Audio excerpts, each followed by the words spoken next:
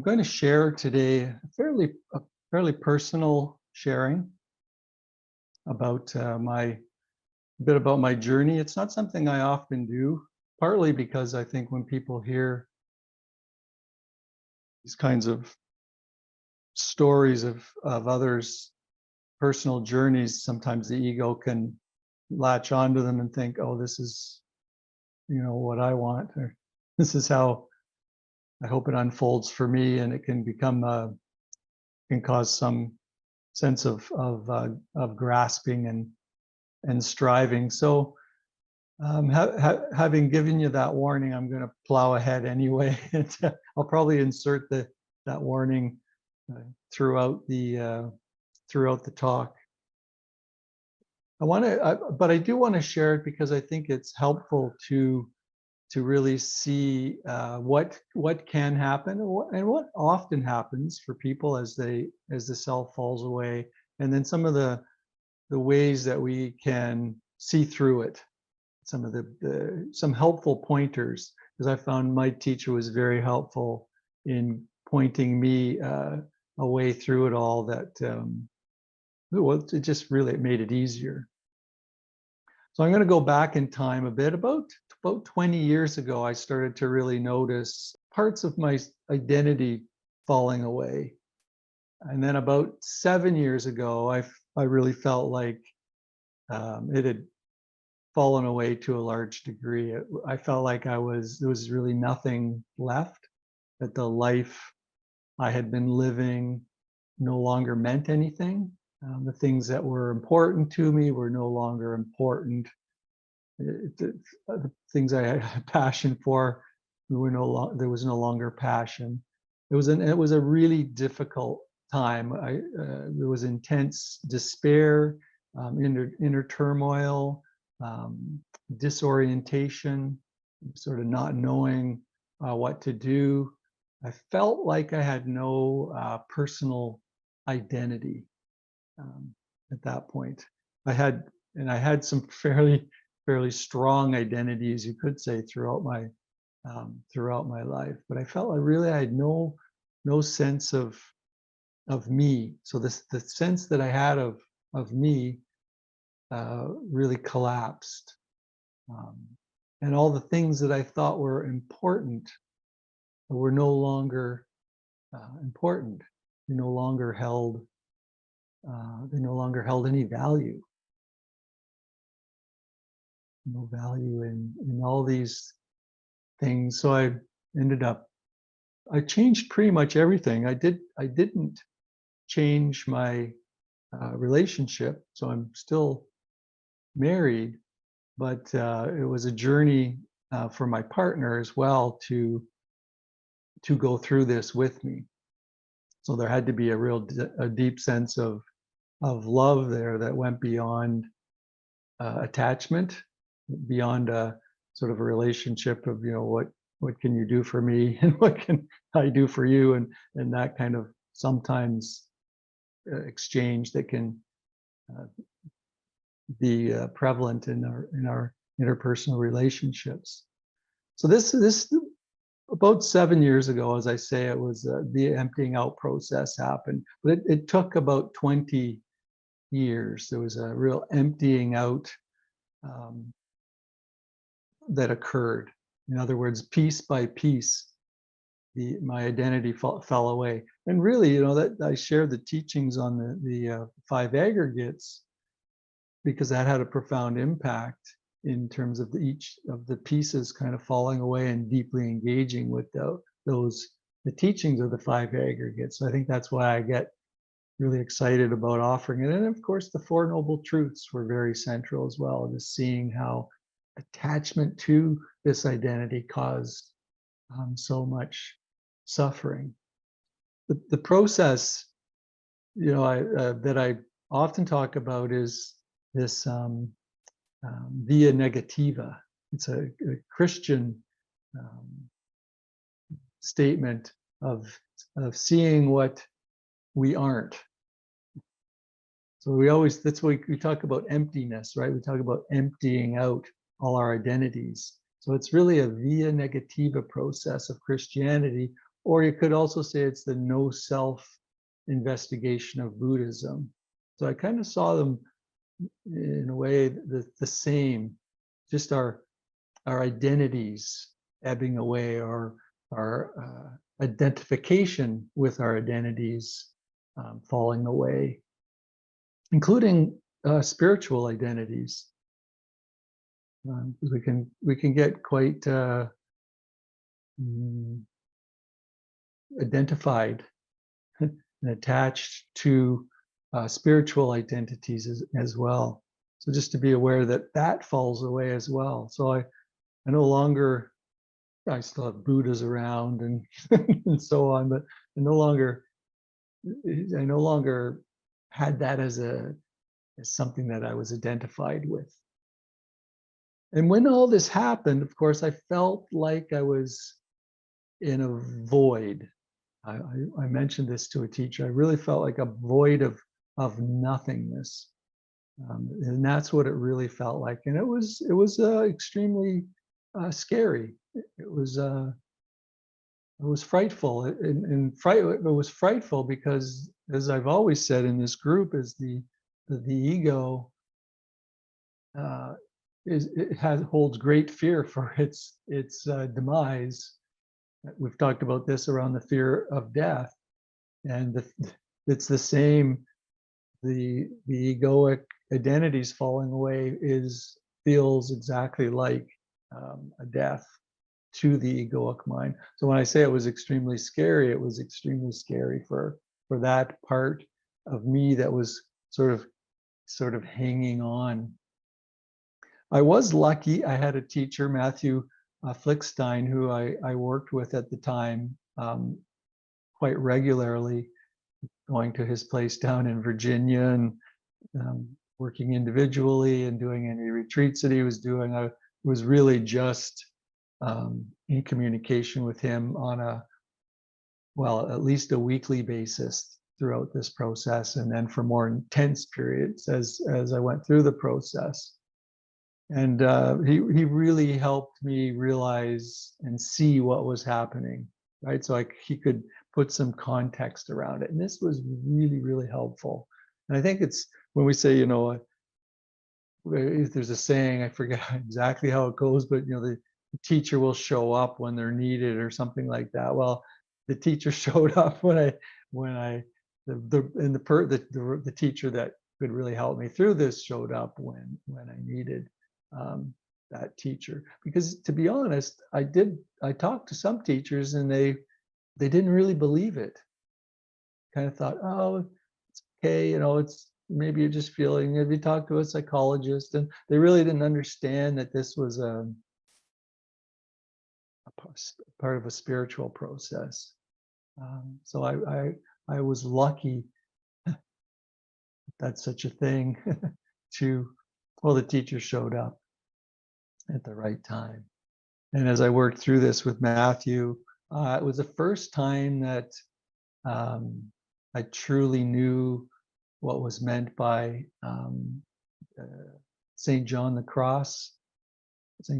Cross, who's a Spanish mystic and poet, when he talked about the dark night of the soul. And Matthew actually pointed out that what St. John of the Cross was talking about here is this dark night of the soul, when one enters this darkness and this kind of voidness.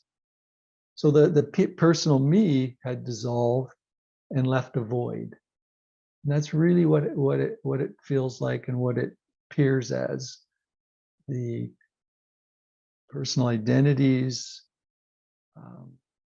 falling away, dissolving, and leaving a void, and therefore very disoriented, not knowing sort of what to do, because the personal will goes with it, right?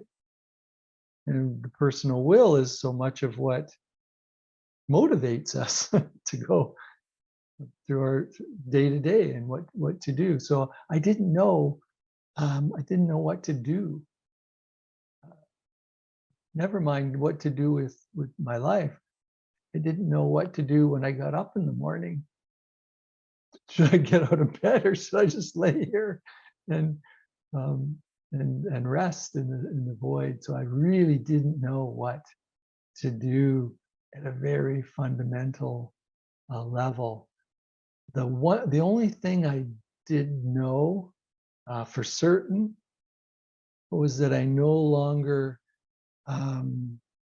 I no longer got joy or happiness from um, from my usual experiences, from my identities, from the possessions in my life. That's the only thing I knew for certain, is that this was no longer where happiness um, was found. And at that point, I wasn't really enjoying anything. So you can see why it's a dark night of the soul. It's really a period of darkness, um, voidness. And if you remember one thing from this talk, I would remember the next thing I say is eventually I surrendered to the process. And this is what Matt kept saying to me, surrender to the process and, just release, open into it the same way that you opened into all the, excuse me, all the identities falling away, just surrendering and surrendering. Same way you surrendered when you had your chronic pain, just surrender and surrender. And eventually, really a deep sense of peace simply emerged. It simply came over me. And actually, it felt probably more like a deep sense of love than peace. And to this day,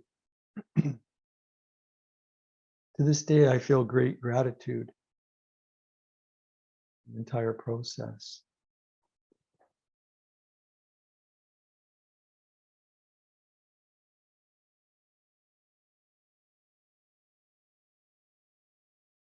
And I'm still here. I'm just having some technical problems.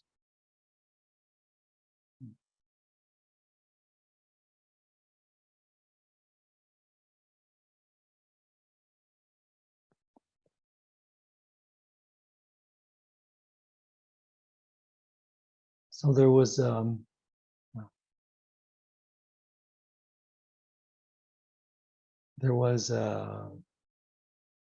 was I going to say?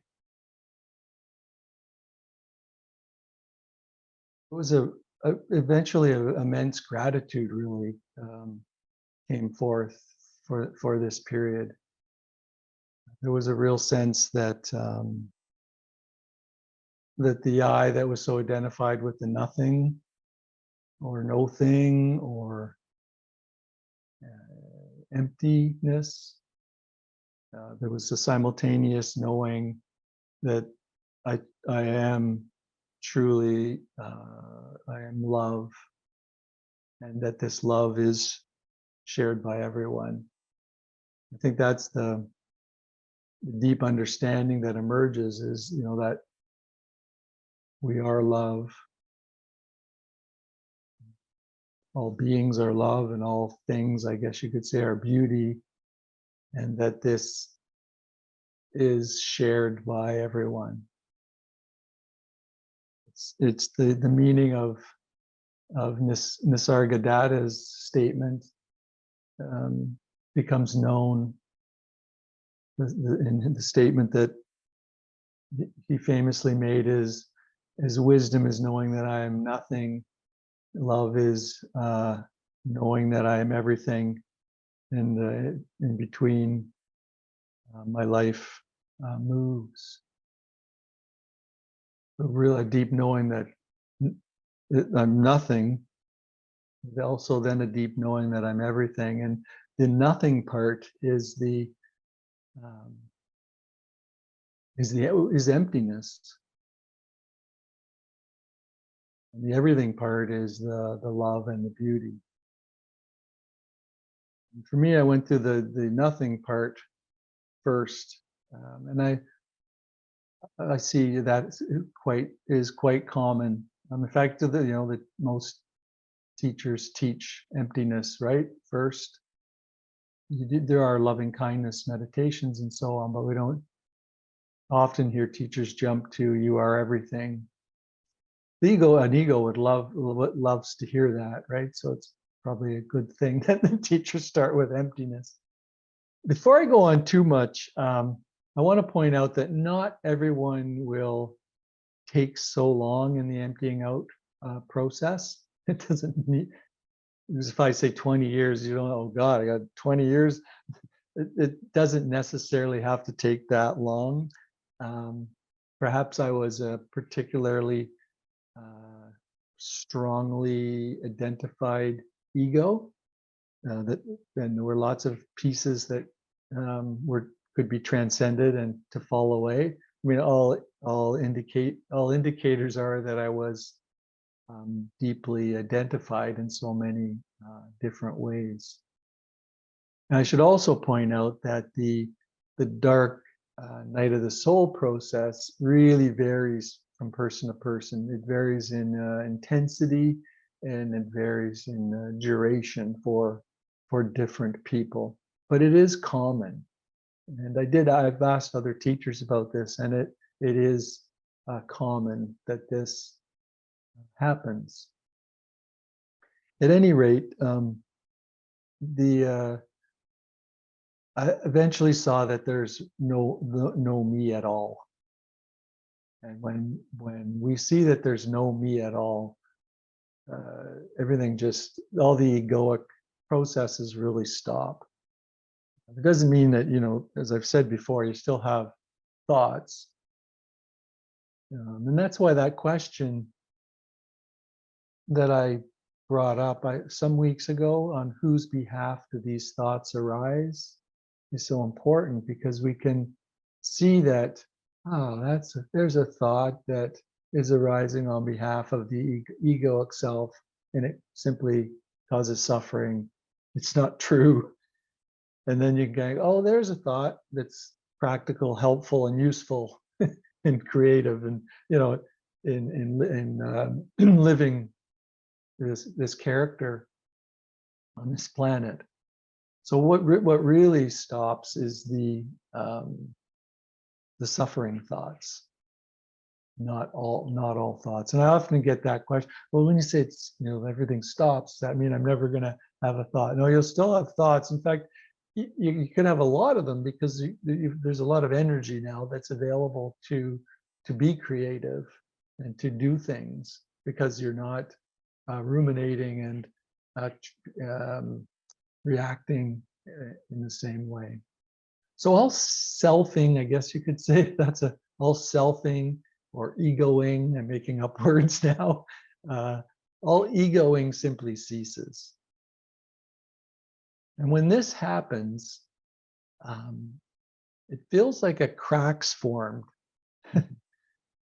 When a crack is formed within the mind, and truth just simply shines through. I always think of that Leonard Cohen song. I don't know exactly how it goes, but there's a crack, and the light shines through the crack, and that image is really what it feels like. It's not like you go searching for truth, or searching for love, or searching for I am everything. When the egoing processes cease, truth simply shines forth. It simply shines through. I didn't need to do anything. There's no doing involved. Truth just uncovered itself, you could say. Another way to put it. And I really saw that when I stopped looking through the lens of the mind, that all that was left was beingness, was this love and this beauty, and it was there, clear as a bell. There's no looking for it or losing it and getting it again. It was just clear as a bell. There was no big spiritual event or no extraordinary experience, no, as I often say, there was no fireworks or, uh, flashing lights and such. Now, those can happen, of course, when we meditate, especially if we get deep states of absorption, we can leave our bodies and so on. But this was not really part of the process for me. It was simply a moment when the ego stopped and truth or true nature or reality was revealed itself. And in this moment, we see that not only are we nothing, we are simultaneously everything. So we really go from thinking we're something to thinking we're nothing to seeing that we're everything. I'll just again restate the warning that I said at the beginning to be careful.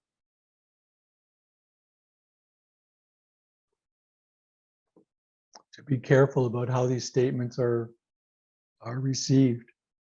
They can be perceived by the egoic mind in particular ways. Every ego wants to be everything, and this is far from what it's about.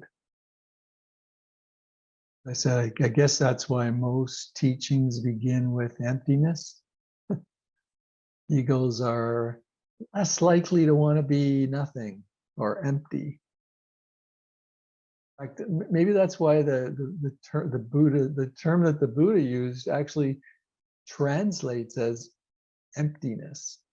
It's and that's not very attractive to an ego, right? The ego wants to be more something, and seeing everything that can be attractive. Seeing that you are everything can be attractive. So just be careful how you receive that, and it's more of a. It's definitely not a belief, and I think you all know that. It's not a new way to think. It's a felt sense of interconnection, and not only.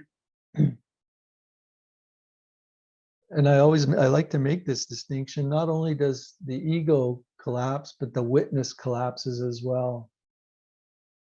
I think you folks know what I mean by that.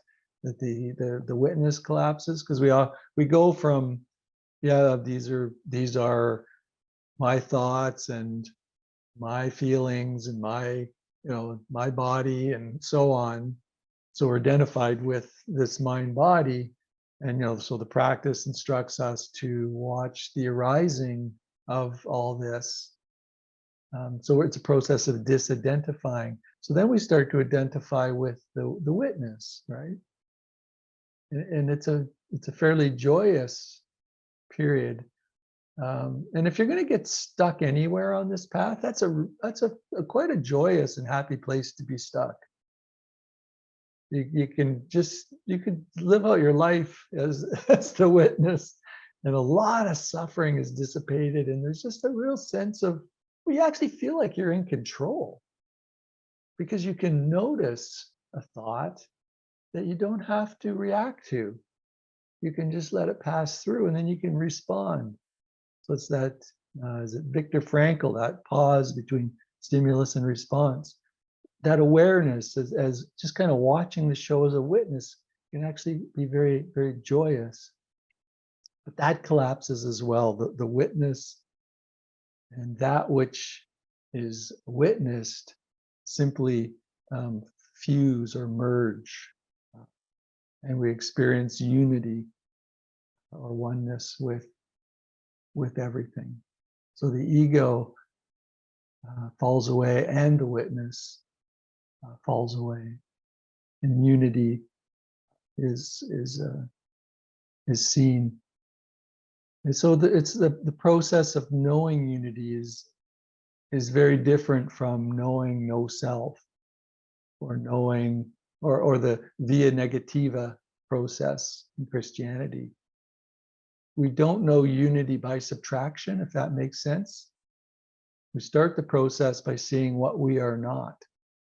Right? We see that we're not our body, we're not our thoughts, we're not our emotions, we're not our perceptions, we're not sense consciousness, we're not feeling tone. The unity is not seen by seeing that I'm not this or I'm not that. Something quite different is known. That which is nothing is now seen as love or in beauty, and it's shared by everyone and everything.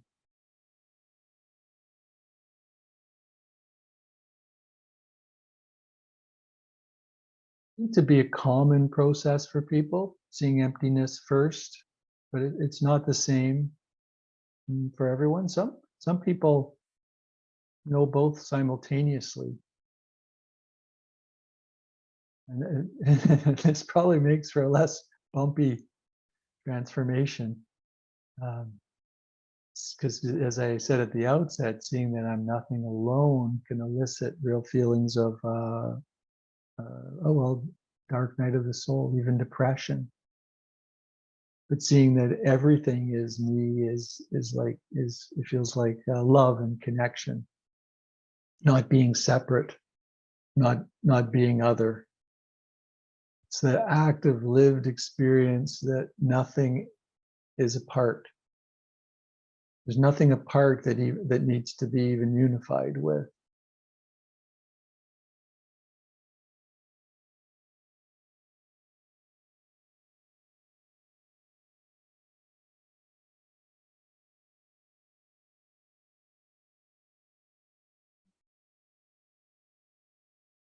This experiencing this reality that your everything is often experienced through the heart, not the emotional heart, but through the what I often call the true heart. The true heart perceives, intuitively perceives unity with everything. It's where we experience love and joy. Have you noticed that? Like even when we watch a movie, we get this experience. We can watch a film, and we often think of the heart as only where human emotions occur, right? But it's actually a glimpse of something deeper. Really sense into those moments where the heart is wide open. There's a moment where we're no longer identified, where we really feel connected. I often get I get like goosebumps and tinglies and in those moments, and it's not just a human emotion. It's a deeper. It's a glimpse of something much deeper.